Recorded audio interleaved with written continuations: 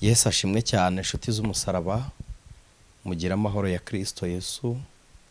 Ni mwene so Anicet niyomugabo ku Mukanguzi TV. Nk'ibisanzwe dushimiye Imana yongeye kuduha umwanya kandi w'amasengesho, yongeye kutwemerera kubana namwe. Imana ishimwe ko mubo yararitse nawe urimo. Burya n'iby'igikundiro ni ishimwe rikomeye iyo Imana iduhaye umwanya wo kuvuga ijambo ry'Imana, hama ikajya no kurarika abaryumva. Kandi ni igitangaza, ntabwo ari ibisanzwe nubwo wenda uklikaho wumva ari ibisanzwe, wumva wari uri kwirebera nk'ibyo usanzwe ureba, ariko ntabwo ari ibisanzwe burya ku buzima bw'umuntu kuba uri kumva ijambo ry'Imana. Hari abandi batakiri kuryoherwa n'ibihe byo gusenga, batangiye kugenda babakahebwe bazimira, ariko Imana iracyagufasha. Uretse n'icyo, hari n'abageze ahacecekerwa bamaze kwamburwa kubaho muri uyu mubiri batagihari, ariko dushimiye Imana ko uriho ukaba ufite ibyiringiro muri Kristo Yesu, kandi ikindi ukaba wizeye kuzabana n'abera mu rurembo rw'abakiranutsi. Reka dufatikanye muri uyu mwanya w'amasengesho tuganire ku ijambo ry'Imana, ariko mbere y'uko tuganira ijambo ry'Imana reka tubanze dusenge, dutegura imitima yacu. Habaye hari icyo wakiraniweho ukiyandurisha ibyo kurya by'ibwami bihumanye, kuko ibyo kurya by'ibwami Daniyeli yanze kurya zari inyama z'intonorano, ibyo bamurikiye ibigirwamana cyangwa se inyama ziterekereshejwe. Habaye hari igicumuro cyangwa icyaha kikwizingiyeho, wakwaturira Kristo ko niwe mwami w'imbabazi, kandi imbabazi z'Imana zihoraho. Nubwo zidahoraho ngo abakora ibyaha babikore nkana, zihoraho ngo zeza abazizeye. Imana ishimwe. Imana Data wa twese uri mu ijuru, se umwami wacu Yesu Kristo, Imana y'urukundo n'ubuntu, Imana y'imbabazi n'ibambe, turagushimiye kandi kuri bwa buntu bwawe ukomeje kuduha imbaraga zo kugusenga, ukomeje kuduha imbaraga zo kukuramya. Twebwe ntabwo twakishoboza, abe namba ntabwo twakibwiriza tudahamagawe n'umwuka wawe wera ngo atubashishe, ntabwo twamenya icyo tuvuga.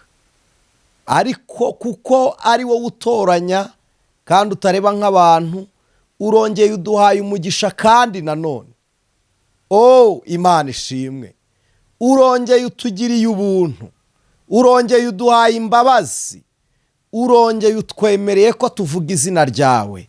Nuhimbazwe kuko nta wundi uhwanye nawe mwami. Uyu mwanya abarwayi ubakize, abababaye ubagirire neza, abarengana ubarenganure, ababuze hepfo na ruguru nibo ubeshaho abadafite shinge na rugero. Ibiganza byawe biracyakora Mana, amaboko yawe aracyakiza indwara, umugongo wawe uracyahe ku rubyaro rwawe, kandi uracyabasha kubwira abantu ijwi ry'ihumure. Ngwino wongere utange ihumure, uhumurize uyu muntu mu izina rya Yesu Kristo. Turagushimiye mwami, ngaho bana natwe, tugirire neza muri byose. Ubuntu bwawe buganze, itegeko ryawe ntirikuka, amaboko yawe nakore. Uru rugo ngwino urwubake, ubu buzima ngwino ubusane. Aleluya, iri sezerano niwe warivuze, ngwino urisohoze Data. Turagushimiye Yesu, ubwami bwawe nibuze muri twe, uganze utegeka uyobore none n'iteka ryose. Tugushimiye rero ko uturinze kandi tukuragije ubugingo bwacu n'ibiri imbere, kugera ku munsi wo kuvuga ku ijwi ry'impanda. Amen. Imana ibaha umugisha. Dushimiye mwebwe mukomeje kubana natwe muri aya masengesho. Turi kugenda dusatira iminsi y'umusozo, kandi Imana ibibahera umugisha. Ndibwira ko hari abatangiye gushima Imana, nati kwibwira, ahubwo ndabyibuka ko hari abantu bagiye batubwira ngo Imana ishimwe yakoze ibi, Imana ishimwe yakoze ibi. Ariko kandi hari abona bisubije, umwe we yaransetse, ariko ntabwo dusenga ngo Imana ikore gusa. Niyo itakoze ntibisobanuye ngo amasengesho ntiyumviswe, ahubwo dusenga ngo twegerane n'Imana, duhimbaza Imana mwanya wo kwiramya no guhihimbaza, kuko niho ubugingo bw'abera bwubakirwa. Niho ubugingo bw'abera bwubakirwa. Abantu benshi ntibarira guhaga, barira gusana umubiri. No gusenga rero si ngombwa ngo ibyo mwasengeye byose bisubizwe, nubwo ari ingenzi, ariko burya si cy'amasengesho amaze gusa kuko hari igihe Imana yumva ntikore, hari n'igihe ikora utasenze. Imana ibaha umugisha. Dushimiye rero abakoze subscribe kugira ngo mujye mwumva ijambo ry'Imana uko twaprodinze, mujye mubona notification. Dushimiye abantu mukora like mukatwereka ko muri kumwe natwe. Dushimiye abantu musharinga abandi ijambo ry'Imana, mubohereza ama link kugira ngo nabo bumve ijambo ry'Imana. Imana y'amahoro ibaha umugisha. Nta na kimwe mu rugo rwa data wakora ngo kikubera impfabusa keretse gukiranirwa. Nibyo bitagira umusaruro utangwa n'Imana, ibyo bitangwa na Satani, ariko ntibikabe kuri mwe kubwa Kristo watsinze byose. Amen. Reka dufatikanye dusome ijambo ry'Imana nkuko tumaze iminsi turiganiraho. Ntabwo ndi busubire cyane muri wa murongo wa 5 kuko turi busoze n'uyu murongo wa 10. Haravuze ngo ni mu gice cya 6 Matayo umurongo wa 10, ubwami bwawe buze, ibyo ushaka bibeho mu isi nkuko biba mu ijuru. Noneho 11 haravuze ngo duhe none ibyo kurya byacu by'uyu munsi. Nishaka some n'uwa 12 dusubikiraho, ahandi tuzahasoza. Uduharire imyenda yacu nkuko natwe twahariye abarimo imyenda yacu. Ntuduhane mu bitwoshya, ahubwo dukize umubi, kuko ubwami n'icyubahiro n'ubushobozi ari ibyawe none n'iteka ryose. Amen. Twarebye muri aya masengesho turimo amahame yo gusenga. Twarabanje tureba ko umuntu usenga agomba kubanza guca bugufi, gucishwa bugufi n'Imana. Iyo uciye bugufi ubutaye kamere yo kwishyira hejuru, uburekuye umwuka wo muri Satani, kuko niwe wamye yishyira hejuru. Niko ijambo ry'Imana rivuga ngo yarazi ko azishyira hejuru ngo asumbe byose. Rero iyo uciye bugufi uburekuye umwuka wo muri Satani. Kabiri, ubuhaye umwuka w'Imana inzira, kuko aho Satani avuye Imana irahatura. Ubuhaye umwuka w'Imana inzira, iyo umwuka kugezemo arakwizeza, iyo wizeye ubyarwa n'Imana. Iyo ubyawe n'Imana irakwimenyekanisha, ikwimenyekanishije urayihamya, iyo umaze kuyihamya urayiramya. Ibyo ni ibyiciro bibiri twaganiriyeho byo gusenga. Uyu mwanya ndagira ngo tuganire ku bwami bw'Imana. Nitumara kuganira ku bwami bw'Imana, tuvuge guhamagara ubwami hejuru yo kuza gusohoza amasezerano. Turaba tunasoje aya mahame yo gusenga, n'ahandi turahareba uko Imana idufasha. Ubwami bw'Imana birumvikana. Kugira ngo umenye ubwami ugomba kubanza kumenya umwami, kandi kugira ngo wemerwe mu bwami ugomba kubanza kwemera umwami. Iyo wemera umwami, ubwami burakwemera. Niyo wemera ubwami, wemerwa muri bwo. Kabiri, kugira ngo ubwami ubwo ari bwo bwose bw'umubiri cyangwa bw'umwuka, kugira ngo ubane nabwo ububemo neza, nuko wemera koroni yabwo. Kandi ubwami aho buri burahaka, bugira imbata, bugira abagaragu. Ubwami bugira abaja, bufite abiru n'abatware, kandi natwe turabatware. Imana ishimwe mu rugo rwa data. Rero ubanza kumenya uri mu kihe cyiciro. Kimwe muri ibi, iyo mvuze guhaka, kuba twahakwa n'Imana nicyo kiduhindura abakozi. Gukorera Imana ntabwo tuyikorera kuko tuyirusha imbaraga, nta nubwo tuyikorera kuko tuzi ibyo dukora yitabizi, kuko gukora biri mu byiciro. Hari umuntu ukora akoreye uwarusha imbaraga, hari n'umuntu ukora akoreshejwe n'umurusha imbaraga, ariko wa wundi ukurusha imbaraga akaba aguhatse. Hari n'umuntu ukora kuko ari gufasha uwakorera. Twebwe ntituri gufasha Imana, ntitunayirusha imbaraga, ahubwo dukora kuko duhatswe nayo. Imana ishimwe. Niyo mpamvu Pawulo yavuze ngo turi abakozi b'Imana, aravuga ngo mwihesha agaciro nk'abakozi b'Imana bagabura ibyayo, kugira ngo ubwami wayobotse uyoborwa nabwo bwubahwe, nuko ugendera ku mahame yabwo. Kuko iyo utaye itegeko ry'igihugu ugata umuco wacyo, ugisuzuguza mu banyamahanga. Niyo utaye umuco w'agakiza, usuzuguza impamvu z'ibyiringiro byawe mu batizera, mu badafite ka gakiza. Kugira ngo rero tubane n'Imana, duhamagara ubu bwami bubane natwe, ni uko tubanza kwigenzura mu mico no mu myifatire. Iyo tubaye indakemwa mu maso y'Imana, tugera ku rwego tutaba bizera gusa, ahubwo tuba n'abizerwa, tukagirirwa icyizere n'Imana, ikatubitsa impano zayo, ikadukoresha. Yakunyuzamo impano zo gukiza abarwayi, yakunyuzamo impano z'umwuka wera z'ibitangaza, yakunyuzamo ubuhanuzi, yakunyuzamo gusabira abantu. Ariko kandi wabanje kuba umwizerwa muri ubwo bwami. Ubu bwami rero nta wundi ubuyobora, nta n'ubugira inama, bwo burihagije, nta yandi maboko abufasha. Nababwiye ko gukorera Imana tudafasha Imana. Ndanezerewe Yesu. Ubu bwami burahagije, budukoresha kugira ngo buduhe umugabane w'amakamba aturuka muri ya mirimo yayobowe n'amahitamo yacu, ariko ishingiye ku gutoranwa n'Imana. Kuko gutoranwa n'Imana bituruka kuri kwa kwizerwa. Imana yarangiza ikaduha imirimo, uko tuyikoze, uko tuyibayemo, biduhesha amakamba muri bwa bwami bwo mu ijuru. Kuko Imana rero ishaka biha amakamba, ishaka n'abikoresha. Niyo mpamvu yahamagaye Yesaya, imukura mu banyamirwa banduye, imukura mu bakiranirwa. Mbere arabanza aranga, ariko imukojeje ikara ryaka ku munwa, aravuga ngo noneho uzuntume. Muririmbyi we yararirimbye aravuga ngo noneho ashyuhijwe n'umuriro, aravuga ngo ngwino ntume. Niyo mpamvu Imana ihamagara Yeremiya. Iyo Imana ishaka kuguha iby'umumaro, wowe ukabyanga, ishobora kukwambura ibikurangaje, kuko ibibona ibyo uhugiyemo. Ni hahandi umwana ajya kwiyanduza, ukanga ko yigenza n'ibirenge, ukamuterura, uba umuhaye porofi nyinshi, ariko umurinze kimwe mu byo udashaka ko bimugeraho. N'Imana rero itwambura ibyo twita byatunezeza mu gihe ibona hari umunezero wa burundu tuzabura. Imana ishimwe. Imana y'urukundo, se w'umwami wacu Yesu Kristo, ku muhamagaro wayo ntishobora kuguhamagara igambiriye kuguhemukira. Imana ntishobora kukubwira ngo nkorera igambiriye kutazaguhemba.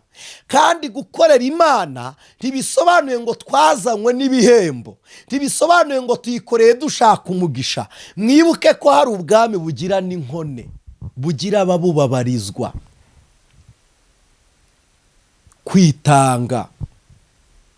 Ndagira ngo tuganire kuri ubu bwami bw'Imana, kugira ngo tumenye ubwami. Nuko wari wambaye ishusho y'Imana yayambuye, araza arababara. Niyo mpamvu inzira yanyuzemo nawe uyinyuramo. Kubabara kwacu kw'igiwayiwayi kw'akanya ka none, nubwo kwiyongeranya, ariko bakundwa nimukomere. Pawulo yarabivuze abibwira Abaroma, arababwira ngo mbonye yuko imibabaro y'iki gihe idakwiriye kugereranywa n'ibyiza tuzahishurirwa, kuko n'ibyaremwe byose bitegerezanyije amatsiko guhishurirwa kw'abanesheje. Ubu bwami bw'Imana, impamvu isi bugiriyeho impaka, ni uko ari ubwami bukorerwa n'abari mu yandi mami.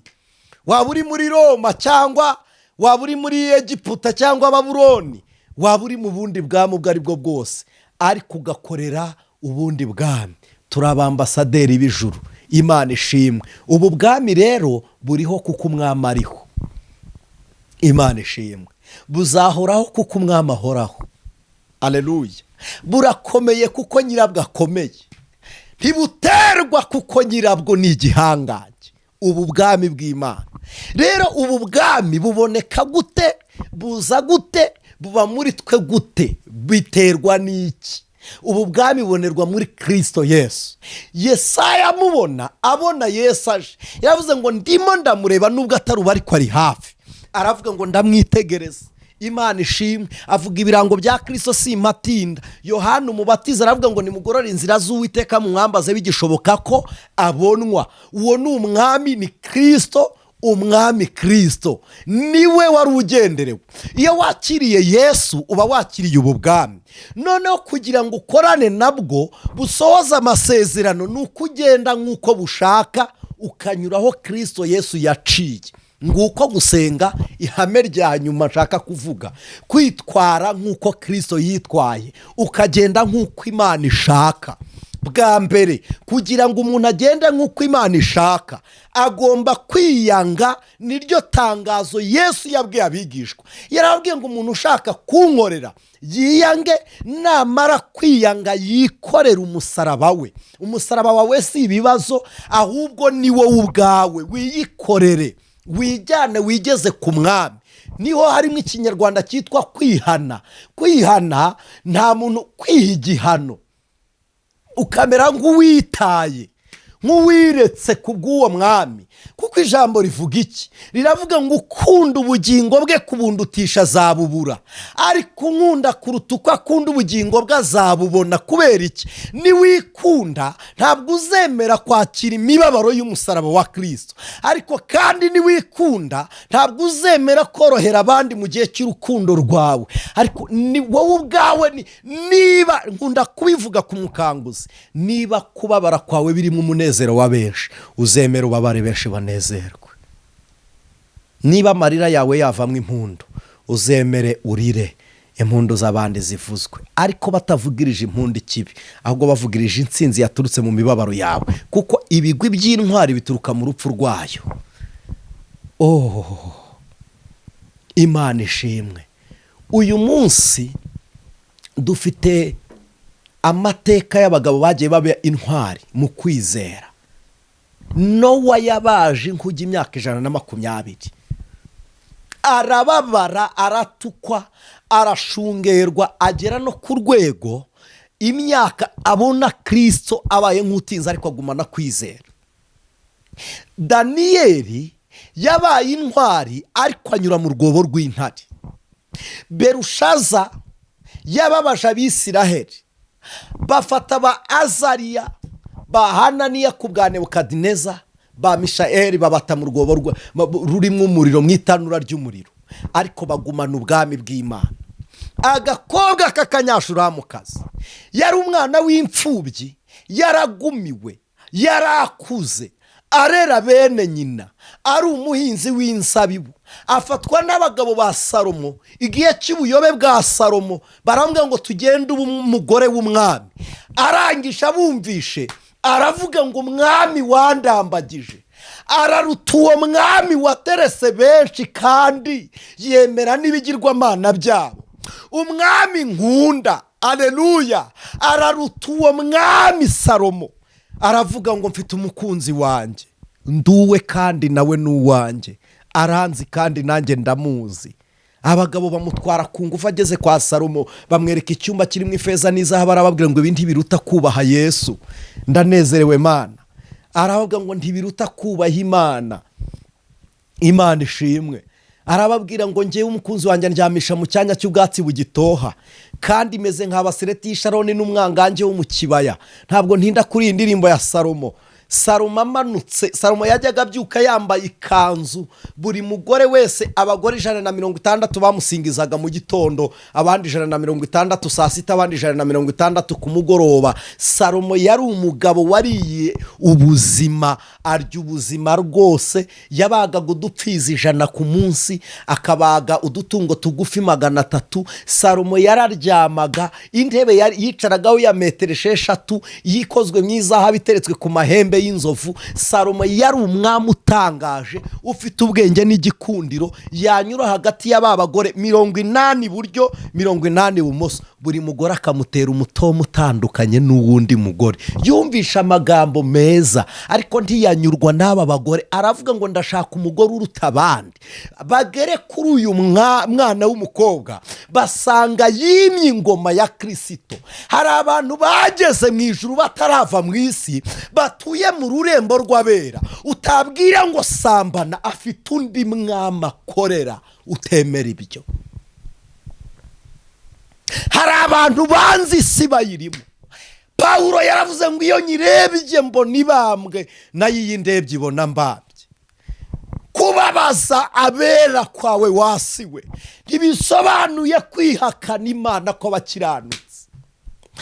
Naho ndiho naho napfa, nziko nkundwa n'Uwiteka, Yesu ampa ibyo nkena byose, ndamahoro.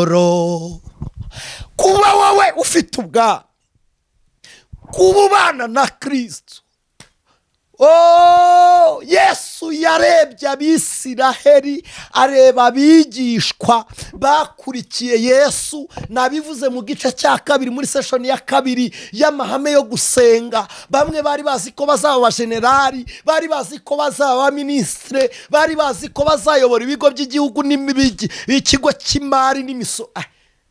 Yesu arabareba aravuga ngo mwebwe murashaka ubwami muri Isiraheli, ntabwo mushaka ubwami bw'Imana mu Bisiraheli. Ubwami bw'umuntu mu isi burashira, ariko ubwami bw'Imana mu isi buriho, buzahoraho. Yesu aravuga ngo mujye muvuga ngo Data wa twese uri mu ijuru. Ko nuguhamya twarabibonye, izina ryawe ryubahwe. Biravuze ngo nugufata izina rya Kristo ukarikuza, kuramya Imana, hanyuma ubwami bwawe buze. Mwebwe murashaka ubw'Abisiraheli muri Isiraheli, ariko umuntu nawe yabahinduka, yababanira nabi. Aravuga ngo muhamagara ubwami bw'Imana. Imana ishimwe, ndanezerewe. Nihute mere nk'uriyemwe amagambo hirya, reka mbabwire.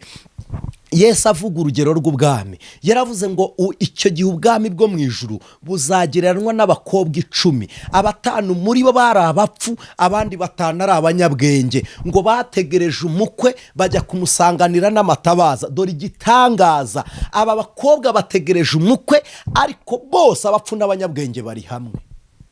Dusengera hamwe, tubana nabo, tuvuga kimwe, barahanura kuri YouTube n'abigisha. Ntiwapfa kumenya abari bo keretse igihe cyo kuza k'umwami. Ubu bwami nibwo buzarobanura babujyamo, kandi ubwami bw'Imana buratwaranirwa, intwarane zibugishamo imbaraga. Reke nkivuge nkibukijwe n'umwuka, ntabwo ijuru rituruka mu mirimo yanyu, rituruka ku kwizera Kristo. Iyo tumaze kwizera Yesu, niwe uduha imbaraga zo gukora imirimo ikiranuka, niwe uduha uburyo bwo gukora imirimo iboneye. Ndagira ngo mbabwire iki, abantu bavuga ngo ijuru ntirikorerwa, intwarane zirigishamo imbaraga. Kuba intwarane ni intwari idakora yonyine, ikorana n'undi n'intwari bose batwaranye. Gutwarana, icyo muracyumva. Aba muvuga ngo ijuru ntirikorerwa, ngo ni igiki wakora ukabona ijuru? Wakiranuka.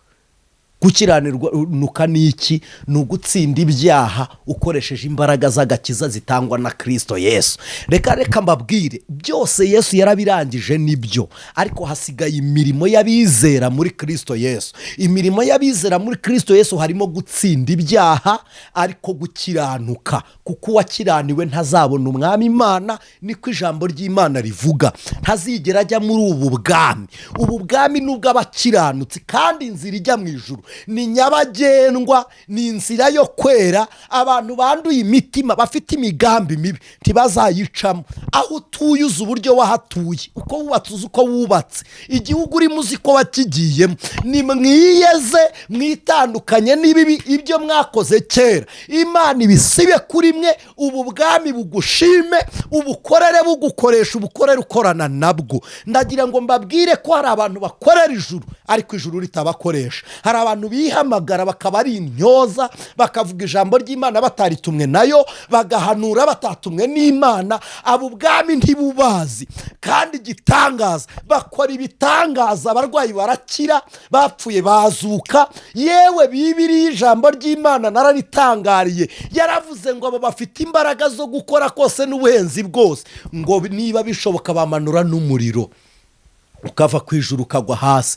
Ariko nasomye ijambo rintera ubwoba, rivuga ngo abavuga ngo mwami mwami sibo bazinjira mu bwami bwo mu ijuru, ngo bazagera imbere ya Kristo ababwire ngo sinigeze mbamenya. Bamubwire ngo twahanuye mu izina ryawe. Dore igitangaza, guhanura mu izina rya Kristo, iryo zina ritakuri mutaribamo, ntabwo bisobanuye gukorana n'umwami. Icyo gihe abakobwa 10 bari abanyabwenge 5, abapfu 5. Ntangariye Imana umubare waranganaga 10 batanu batanu, kandi isaha yo kujya kurebera umukwe bagendeye rimwe, bashingiye amadini rimwe, 10 bagitangiye rimwe, ku nyubako bitangiye rimwe. Imirimo yabo izashira nk'iy'igikwa. Igikwa kirakora, kikikorera umufundi, kikikorera umuyede, kigafata isima, kigafata amatafari, ariko igihe cyo kumurika inzu igikwa kiba kibaye umwanda. Ubu bwami bukeneye ubukorera bumukoresha. Imana ishimwe. Ubu bwami ngo nzababwira ngo mwumve imbere mwabivume mwe, sinigeze kubamenya. Bana we, reba Anicet, sigaye ndwara umutwe w'umunaniro kubera kurara nitaba telefone. Hari uwo nitaba agahita ntuka ngo amaze iminsi ampamagara simwitabe, kandi kukwitaba nta dene nkugira ryo kukwitaba no kutakwitaba, ni ukwitanga gusa ku bwa Kristo. Nta nakwitabye na telefone itariho nta cyaha naba nkoze. Ibi ngibi ntongeye no kubwiriza kuri YouTube, Imana ntiyabimpanira. Tubikorera urukundo rwa Kristo dukunze bene data, kugira ngo hatagira abaheranwa n'agahinda. Ariko kandi tekereza Anicet, narabwirije nagiye ibirometero kuva Ipindura njibweye 36 n'amaguru, nubwo ntari njyenyine. Twazamutse kuva bweye centre tugerira Sano. Narabwirije navuye aha ndagenda imodoka nsiga ku Mubuga, nzamuka mu Gisovu, ndagenda umunsi urashira ntarashyikayo. Mana y'imbaraga we, mbega umuhamagaro. Narabwirije ngero ubwo nambara umwenda umwe, narabwirije ngero ubwo nsonzi igisheke kimwe cy'ijana nkajya nkirya iminsi 3, ngero ubwo nizera nkajya mvuga ngo reka njye gutora igiceri cy'ijana nkakibura, ngero ubwo mbura amafaranga y'inzu njya kuba mu gishanga. Narabwirije ngera ku rwego mbura umwambaro sigarana ipantaro imwe nkajya nyihinduriza nijoro. Reba ngeze imbere y'Imana ikambwira ngo sinigeze nkubona. Ntibikabe kongera kuba imbata ya Satani, kandi wari imbata y'Imana. Ntibikabe ntibikabe muririmbyi, ntibikabe mubyeyi, ntibikabe kongera kuba imbata ya Satani, kandi wari imbata y'Imana. Ntibikabe gusenga biravuna. Aya masengesho yaramvunnye. Ejo bundi nambaye ipantaro iragwa. Reba kuba wagera imbere ya Kristo, ibi byose ugakora ibikuvuna ubikoze kubw'indonke, wagera imbere ya Yesu akakubwira ngo sinigeze nkumenya. Mbere yo gukorera ubu bwami, mbere yo gusenga ngo ubu bwami bumanura ibisubizo by'amasezerano, banza umenywe n'Imana, kuko umenywa n'Imana niwe ushimwa nayo. Imana ishimwe. Banza wimenyekanishe mu mwanya w'Imana, n'imirimo wakoraga uyibwira uti ni umubiri, ni intege nkeya z'umubiri zashobojwe n'imbaraga za Satani. Ubwira Imana ngo ndiyeguye, ubusambanyi ndaburetse, ubupfumu ndaburetse, burosi ndaburetse. Uwo n'undi mwami wakoreraga, ngwino kwa Yesu, ngwino ku isoko y'agakiza. Mbere yo gusaba Imana, banza umenye uyu usaba. Twe kuba abasabirizi, ahubwo tuba abanyamasengesho. Umusabirizi atega ikiganza wabonye akamuguti numpe. Ntibaziranye. Hari n'igihe asaba udafite, hari n'igihe umuntu nukura gusaba nta kintu ufite, ntimuziranye. Nuko nyine byafashwa, azasaba none ejo asabe, nuko. Ariko Imana si uko isengwa. Banza umenye Imana nayikumenye, iguha umurongo ngenderwaho. Erega umuririmbyi yaravuze ngo nzajya mbafasha mu mibabaro. Imana iragufasha iyo uyifite, iyo ubana nayo, iyo uzwi n'ubu bwami buragufasha. Ukuntu umuririmbyi yavuze w'120 yaravuze ngo mu ijuru imbere y'Imana mfite umuntu umvugira muri ubu bwami, dufite representa wacu, Yesu aratuvugira. Imana ishimwe, Imana ishimwe. Bukeneye uwo buzi, uzwi nabwo niwe ubukorera. Abakobwa 10 bose bategereje umukwe, kandi bose bari bambaye neza.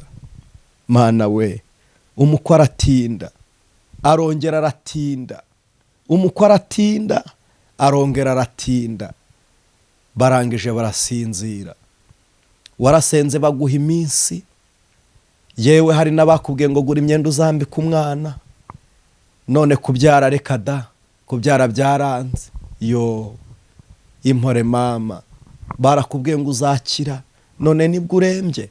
Bakubwiye ko uwawe urwaye azakira, none yarapfuye. N'abakobwa 10 niko byagenze. Ntabwo uwababwiye ko umukwaza ntabwo yari yababeshye, ahubwo nuko Yesu yababwiye ibyo azakora, muhita mushyiraho igihe azabikorera. Niyo mpamvu murambiwe, ariko Imana yacu izakora. Imana yacu izakora.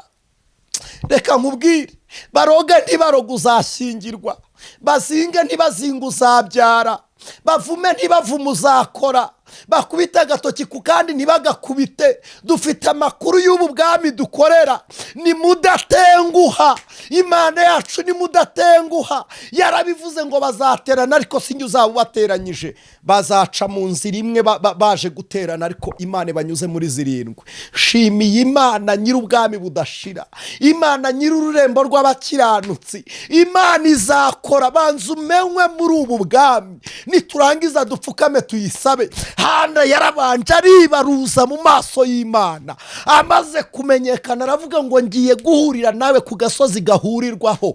Uyu munsi twe twayishakira he? Twayibonera he? Nuwuye musozi wagiye kizabonwa? Rusesamanza. Hari mamashori wambamagaye ejo bundi ambwira ngo nambutse Ubudage ngiye gusenga. Ajya mu gashyamba ko Mana we ko mu Budage, arapfukama arasenga. Arambwira ngo nta butayu bubayo, nibyo nyine n'ukwishabikira n'ukwishakashakira. Yesu we washakiye mu buvumo, urayishakisha urayibura, ariko umva Imana yabwiye Mose ngo hari ahantu bugufi bwanjye mbonerwa, ngo ni hagati y'ubusate bw'urutare, aho hashushanya mu rubavu rwa Yesu. Muririmbyi wa 424 yavuze ngo iki? Yavuze ngo mu rubavu rwa Yesu Kristo, mu rubavu rwa Yesu havuye mw'amaraso y'uruzi rw'ubugingo, yoza umutima wanjye. Aho niho umuntu abonera urwandiko rw'ijuru, rutari urw'idini, rutari rekomandasiyo y'umuntu, y'ubuhamya abantu batazi. Iyo ubwami bukwemera buba bukwemera. Petero ageze kwa Koroneliyo aravuga ngo mbonye ko mu mahanga yose umuntu wubaha Imana agakora ibyo gukiranuka, Imana iramwemera. Imana iramwemera. Abakobwa 10 barahunikiriye nk'uko nawe unaniwe warayibuze, ariko yaravuze ngo ngwino nkubwire bugufi bwanjye ni muri Kristo, n'ukwirinda ingeso mbi, n'ukwihana mu gihe waguwe gitumo n'icyaha, n'ukwitandukanya ukarekura byose by'isi, warangiza ugatumbira Kristo Yesu. Yesu umuririmbyi yarabivuze mu izina rya Kristo, yaravuze ngo mureke ibyifuzwa n'abiyisi, mushaka ibyahishwa abanyabwenge. Byahishwa abanyabwenge ni ibanga ry'Imana, kuko yabihishuriye abaswa. Imana ijya gukora ibikomeye bikoresha boroheje, kugira ngo hatagira uzirata imbaraga ze. Imana ishimwe, Imana ishimwe. Nihute dufatikanye dusenge. Nimusenga mujye muvuga ngo ubwami bwawe buze. None nimumara kuvuga ngo ubwami bwawe buze, mubone kuvuga ngo uduhe ibyo kurya byacu by'uyu munsi. Kubera iki Yesu avuze ngo uduhe ibya none? Nukugira ngo tube ducuzwe ejo yaducuze, ejo tutazagerayo turi abandi bantu badamaraye. Kuko niba ari ikintu Imana yanga abantu bahimba ibisubizo bakabihaga ku rwego bazinikwa imirimo ikwiriye abera. Yabwiye Abisirayeli ngo nimurya mugahaga ntimuzibagirwe. Ugeze mu kazi birabaye ngo ntukibona umwanya wo gusenga. Muntu w'Imana uzadusengere, tuba dufite imirimo myinshi. Reka mbabwire, nibyo pe, murabizi ku mukanguzi sinjya nsengera umuntu, ahubwo nsengana nawe. Njyewe iyo ndi kugusengera ukajya mu burangare bwawe, ayo masengesho njya mbwira Imana nti Mana, umuntu ndi busengere akambeshya ntasenge kuko tutari kumwe, aho kugira ngo aya masengesho abe imfabusa uyahindukize, uyanshyirire ku mugore, uyanshyirire ku bana, uyanshyirire kuri njyewe, uyashyire no ku bandi babuze imbaraga zo gusenga kandi bafite umwete wo gusenga kuruta babikerenza. Niyo mpamvu ari abantu mwatwitwaye umwikomo ngo ntitwabashyize kuri groupe ya WhatsApp, twatanze itangazo ry'iminsi. Bamwe baravuga ngo twari tuziranye ngo wagombaga kudushyiraho. No, amasengesho nta tolerance, gusenga si umukino. Nendi kubabwira uburyo niyirije ndambara iminsi 3 nta kurya ntanywa, ipantaro iragwa, ibiro biratakara, ibiro binenda bita mu minsi 3. Ariko Imana ni inyembaraga kwica umubiri. Paulo yaravuze ngo ngukoresha uburetwa. Nibyo bakundwa nshuti z'umusaraba, turi mu minsi itari yo gukina. Bwa mbere rero ngera ku cyo nshaka kuvuga, kubera iki dukeneye ubwami? Bwa mbere nuko twebwe tubyarwa nabwo, dukeneye imbaraga z'ubwami nk'ikimenyetso cya data wa twese. Kabiri, kuki dukeneye imbaraga z'ubwami? Nuko tutarwana na rubanda, ntiturwana n'ibifite umubiri, turwana n'ubundi bwami. Kandi umwami niwe uzi strategie z'undi mwami. Kugira ngo dutsinde Satani, dutsinde ubwami bw'isi, dutsinde imyuka mibi, nuko tuba dufite imbaraga zituruka mu bundi bwami, tugakora atari twe. Niryo banga David yakoresheje. Yarwanye na Goliyati ariko amutera mu izina ry'ubwami. Ubwami burenterefona. Imana ishimwe. Impamvu ukeneye ubwami, guhamagara ubwami ngo buze, ni ukugira ngo tuzime ingoma yo muri bwo, kandi ni ikimenyetso cy'uko tubyarwa nabwo, kandi n'imbaraga z'ukugira ngo dutsinde ubundi bwami duhanganye nabwo. Niyo mpamvu ukeneye kubwira ubwami ngo ubwami bwawe buze. Ukeneye kwimana ingoma na Kristo. Tuzimana ingoma na Kristo, tuzimana ingoma na Kristo. Tuzaba muri cya gitaramo cyabera, tuzaba muri cya gitaramo cyabera. Ukeneye kwima ubwami kugira ngo nuvuga wumvirwe, nuterwa utabarwe. Ubwami hejuru yo gusubiza amasezerano.